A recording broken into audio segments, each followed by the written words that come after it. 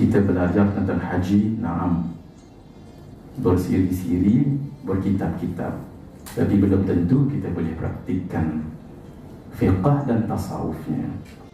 Kalau nak menulis 10 jilid boleh, tapi kalau pengalaman walaupun hanya 1 jilid, tapi kerana ia dipraktikkan dan benar-benar berlaku pada orang yang bukan sebarang pula dikenali sebagai ulama antarabangsa, dan memang diakui ketokohannya dari segi ilmu juga akhlak pribadi, dan dicatat oleh orang yang turut serta bersama dengan almarhum tuan guru kita.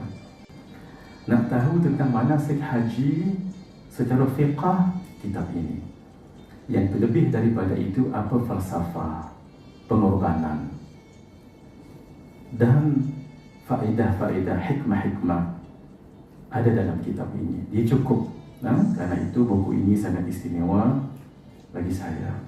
Ketika Gadari Ilmu minta untuk saya tulis kata-kata aluan, saya tak cukup dengan membelik begitu secara cepat.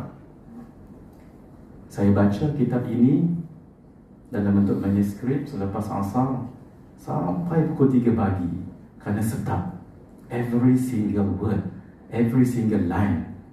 Bagi saya ada roh ayat-ayat yang tu ada roh, sebab saya tahu yang Tuan Haji Ahmad tulis ini guru kami.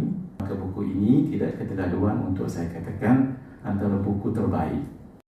Saya nak mengajak sahabat-sahabat untuk mendapatkan buku hajinya yang terakhir berkaitan dengan Syekh Ahmad Fahmi Zamzam, Allah yarhamuhu, yang ditulis oleh Tuan Haji Ahmad Tifla. Saya rasa buku ni sangat bermanfaat untuk semua. Tolong dapatkan buku ni, baca.